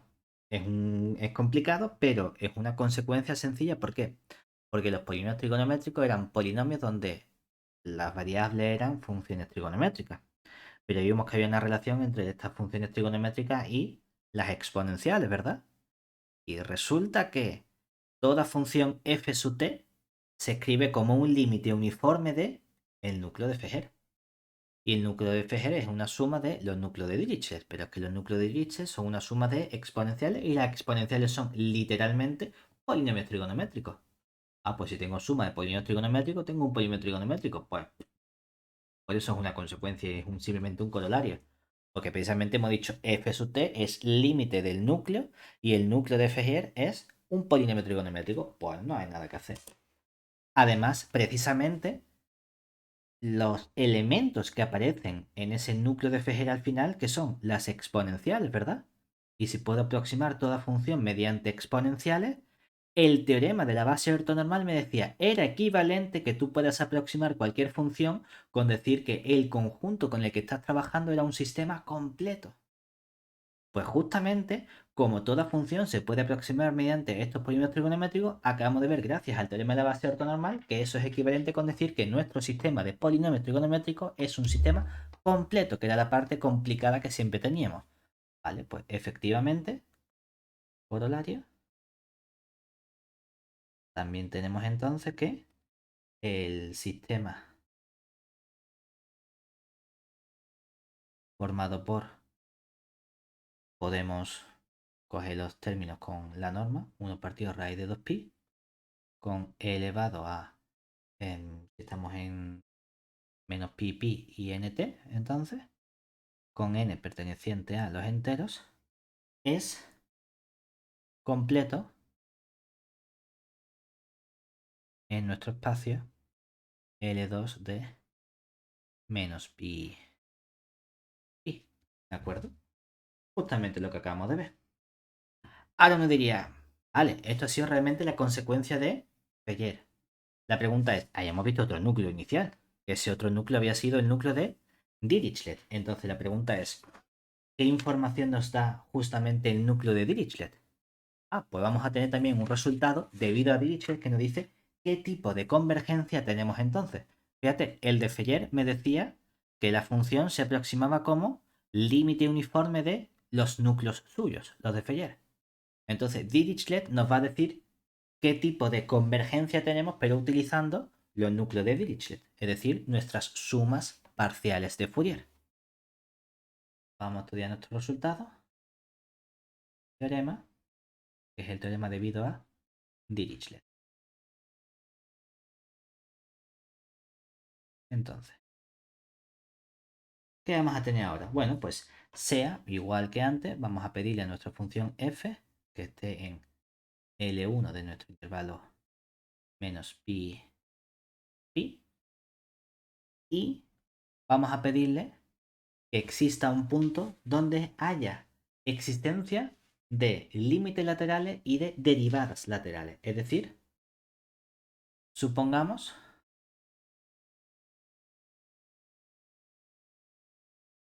que existe al menos un elemento t sub 0 de nuestro intervalo menos pi, pi, tal que, por un lado, existen f en t sub 0 menos y t sub 0 y f de t sub 0 más, es decir, existen los límites laterales y también existen f' de t sub 0 más, t sub 0 menos, el menos, y f' de t sub 0 más, es decir, existen las derivadas laterales. Entonces, el límite cuando n mayúscula tiende a infinito de nuestras sumas parciales de Fourier, s sub n, en ese punto t sub 0, va a coincidir precisamente con la media de esta función, es decir, lo que vale f en t sub 0 menos más f en t sub 0 más dividido entre 2. Obviamente, aquí, ¿de qué tipo de límite estamos hablando entonces? Ya no es un límite uniforme, ¿verdad? Porque no es sea cual sea el punto que cojamos de nuestro intervalo. Estamos hablando de una convergencia puntual a la media de los límites laterales. En el Fourier que hayamos puesto como condición que la función f fuese continua. Si la función fuese continua, ¿qué ocurre con esos dos límites laterales? Que coinciden y entonces puedo decir justamente que como esos límites laterales son iguales, lo estoy sumando dos veces, divido entre dos, coincide con lo que vale la función. Es decir, exactamente si además f es continua en nuestro punto t sub 0, tenemos, bueno, ya, más grande, en el punto t sub 0, tenemos que hay convergencia puntual, es decir, que el límite, cuando la n mayúscula tiende a infinito de las sumas parciales s sub n de t sub 0, coinciden precisamente con lo que vale la función f en t sub 0. Pero aquí estamos hablando entonces de un límite puntual de nuestras sumas parciales. ¿Vale? Realmente este teorema no es nada sencillo de demostrar porque uno de los resultados auxiliares que utilizamos para probar este resultado es lo que conocemos como el lema de Riemann-Lebesgue, que seguramente ya lo hemos visto por lo menos una vez cuando hicimos análisis de Fourier, que nos da un comportamiento de la función y de sus coeficientes, ¿verdad? Es decir, recordemos que el lema de Riemann-Lebesgue que nos decía que dada una función f que fuese integrable en nuestro intervalo, me da igual que pongamos abierto o cerrado porque los extremos nos da poco igual el comportamiento que tenga. Entonces, ¿qué ocurría con la integral definida? Y con la integral entre a y b de esta f de t por elevado a int, que esto básicamente me está dando información chispa arriba, chispa abajo de sus coeficientes de Fourier, ¿verdad? ¿Qué ocurre con esto? Da igual que sea un menos o un más n en realidad. Pues que Tendías a cero cuando... exactamente, es decir, que el límite cuando n, y aquí claro, la n era un número entero, ¿verdad? Entonces, ¿qué ponen? ¿Más infinito o menos infinito? Bueno, pon un valor absoluto, ¿verdad? Y así ya pone simplemente ya tienda a más infinito, tienda a menos infinito, es decir, cualquiera de sus coeficientes de Fourier tendían entonces a cero, ¿verdad? Ese es el comportamiento que nos estaba dando nuestro lema de Riemann-Lebesgue. Ahora bien, si uno piensa en los tipos de funciones con los que hemos trabajado, la función normalmente no va a ser continua. En el sentido de que si yo la defino en un trocito y la extiendo de forma periódica, lo más normal es que no consiga enganchar un trozo con otro. Caso muy concreto. Entonces, es esperable que cuando haga las funciones o las extensiones, ¿qué ocurra? Que haya discontinuidades, ¿verdad? La pregunta es, ¿cuántas discontinuidades son aceptables para nosotros? Infinita, Numerables. finita, numerable, no numerable. Bueno, a ver, como estamos trabajando con funciones que van a estar definidas en R, hombre, no vamos a pedirle que sean no numerables porque el conjunto R es no numerable. Entonces, pues, una función que es una copia en todas las rectas, mm, y eso y nada es lo mismo. Numerable, sí, sí que son infinitos puntos, entonces Con infinito el problema que tengo es que como hago extensiones periódicas, también son un montón de elementos. Pues Ya, en casi todo punto o en casi todas pero, partes. pero Eso te claro, sirve. si pensamos en esa periodicidad, en realidad, aunque haya infinitos puntos de discontinuidad, ¿qué ocurre? Que realmente la pregunta es, ¿son infinitos en el intervalo inicial donde estaba definida? ¿O son infinitos porque fallaba en este intervalo y luego, como la extiendo, de ahí que haya infinito? Porque no va a ser el mismo Ujú, mal comportamiento para nosotros. sí. Siempre vamos a fijarnos en el intervalo.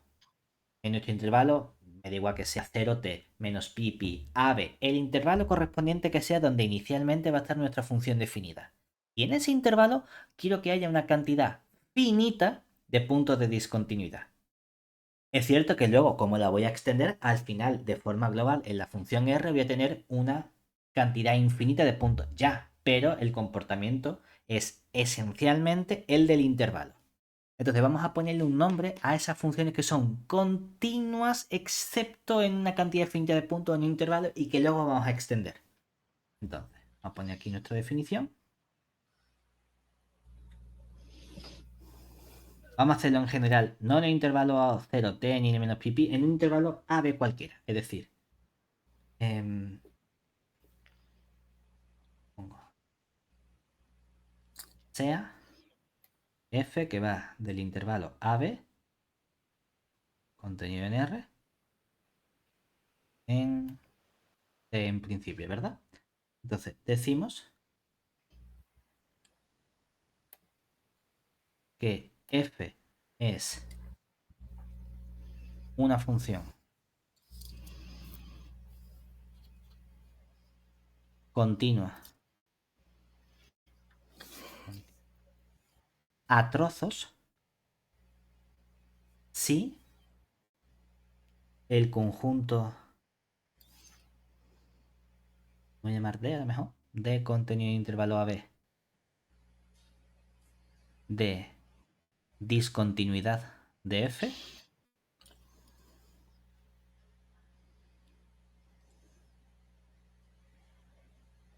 es finito, Ujú. ¿vale? Pero hay una exigencia adicional. No vale cualquier tipo de discontinuidad. Porque uno partido por aquí a lo mejor tiene una discontinuidad también que la misma que la que pueda tener una función a trozos que pego de forma incorrecta en el punto correspondiente. Entonces, queremos discontinuidades, pero de tipo finito. ¿Vale? Mm, Es decir, siempre y cuando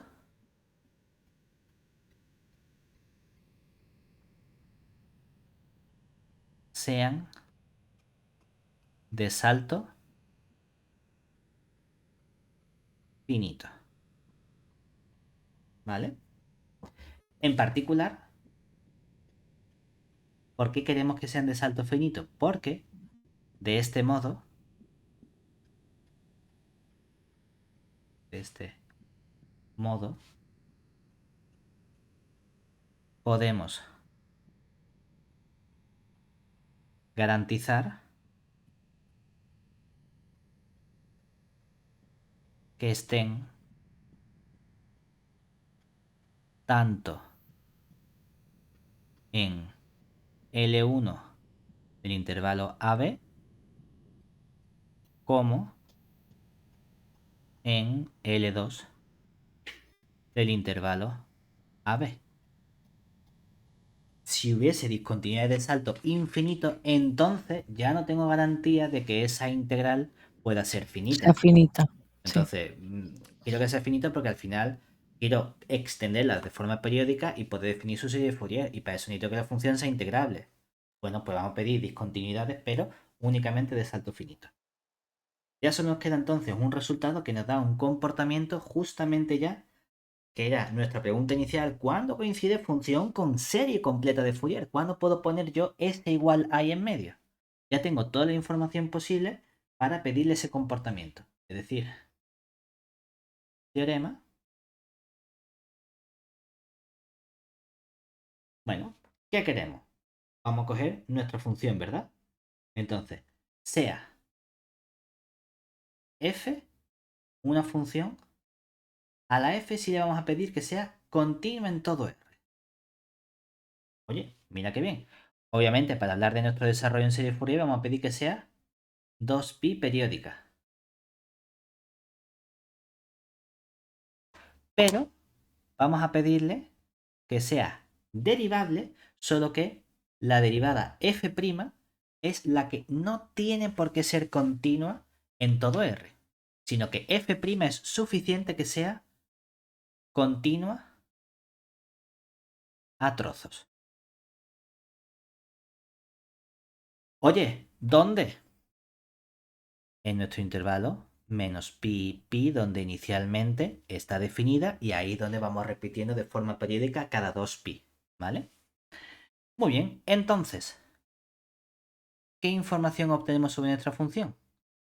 Bueno, pues por un lado, el primer comportamiento sería ¿qué puedo afirmar sobre la serie Fourier? Mira, si aquí no estamos diciendo que la serie converja, sino que si hay convergencia, realmente, mira, si hay convergencia, es decir, si puedo escribir f de t igual, y por eso hemos puesto f de t, si hay convergencia de la serie Fourier a la función, desde n igual a menos infinito hasta infinito, de estos coeficientes c sub n de f elevado a int, entonces lo que nos entra en ganas es decir, la función es derivable. Entonces, a la izquierda podría decir qué pasa con f' de t.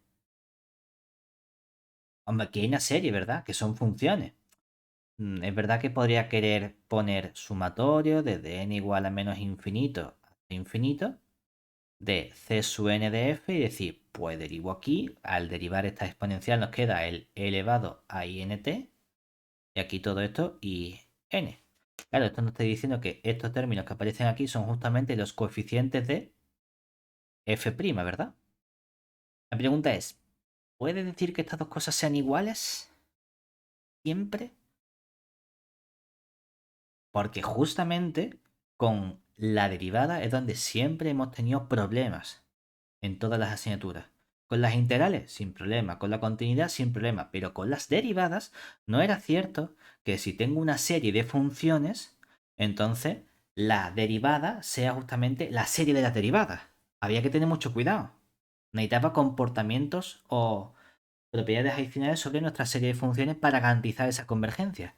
En el caso de la serie Fourier, sí que puedo establecer que esa igualdad es cierta.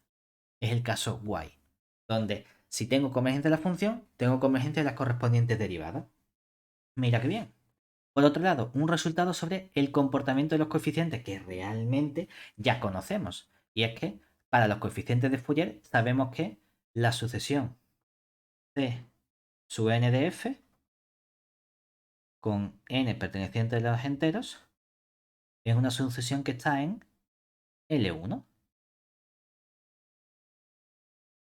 O lo que es lo mismo, que es como viene escrito en el libro, que la suma desde n igual a menos infinito hasta infinito del módulo de estos c sub n de f es convergente.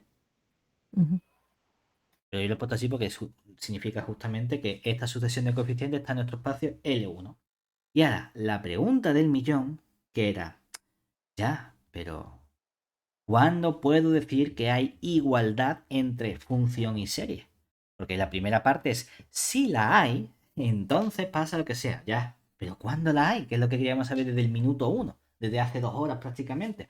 Bueno, pues resulta que tenemos que f de t es igual a la suma desde n igual a infinito hasta infinito de c sub n de f de la serie Fourier elevado a int.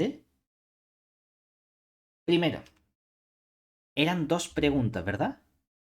La primera pregunta era, ¿converge la serie? Y si converge, ¿qué tipo de convergencia hay, verdad? Ah, pues mira, esta igualdad se tiene de forma uniforme.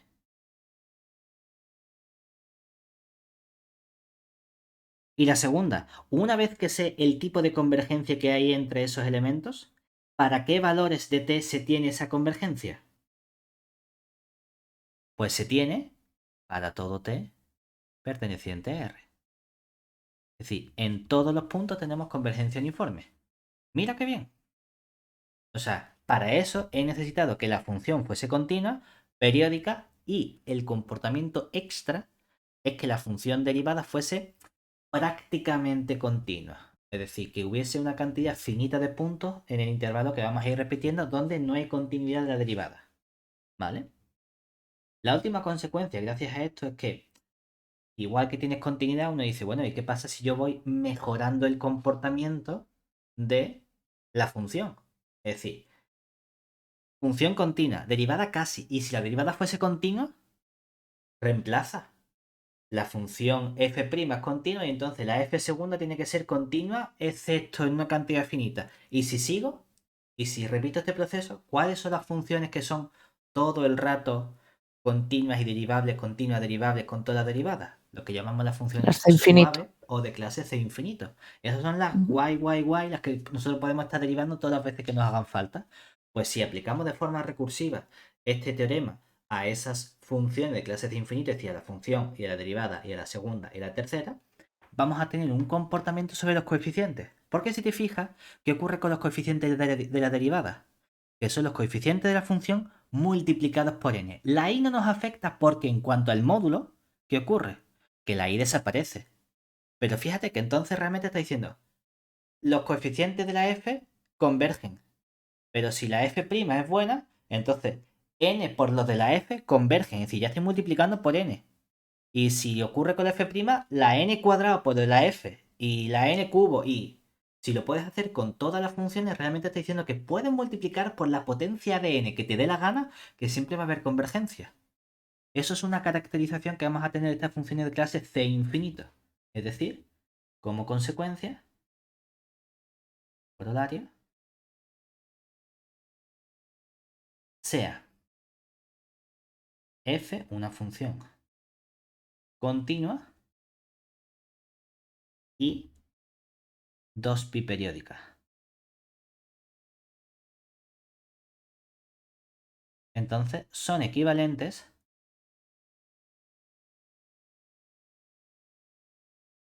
por un lado, el decir que nuestra función f es de clase C infinito en todo R, con decir que, ¿cuál es el comportamiento que queremos de los coeficientes?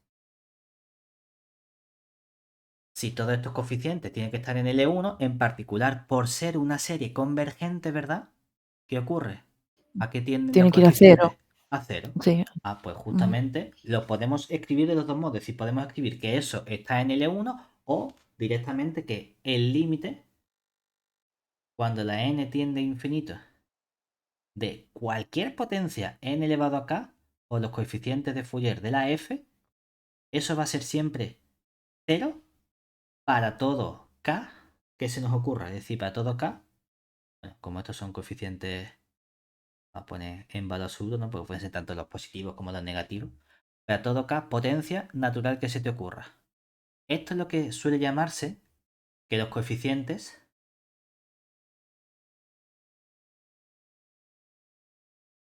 de Fourier de la función f son de decrecimiento rápido. Es decir, que tienden muy rápidamente a cero. ¿En qué sentido? En el sentido de que tienen que tender a cero más rápido que cualquier polinomio. Porque da igual el polinomio que tú le pongas ahí, tu función tiene que irse a cero también. ¿Vale? Ese es el comportamiento que lo que nos está diciendo sobre lo que ocurre con estos coeficientes. Me da igual realmente que aquí hables de módulo de o que lo pongas sin módulo. Porque como son números complejos, que el número complejo tiende a cero es lo mismo que el módulo tiende a cero. Es un sí y solo sí. No hay ningún problema. Entonces, está guay porque nos permite caracterizar el buen comportamiento de nuestras funciones ideales, que son las suaves o de clase C infinito. Y con esto ya tenemos toda la convergencia que nos hace falta de nuestras series de Fourier. Tanto directamente, puntualmente, de nuestras sucesiones de series parciales, como cuando hemos hecho esa media para hablar de la convergencia en, o convergencia según César. ¿De acuerdo?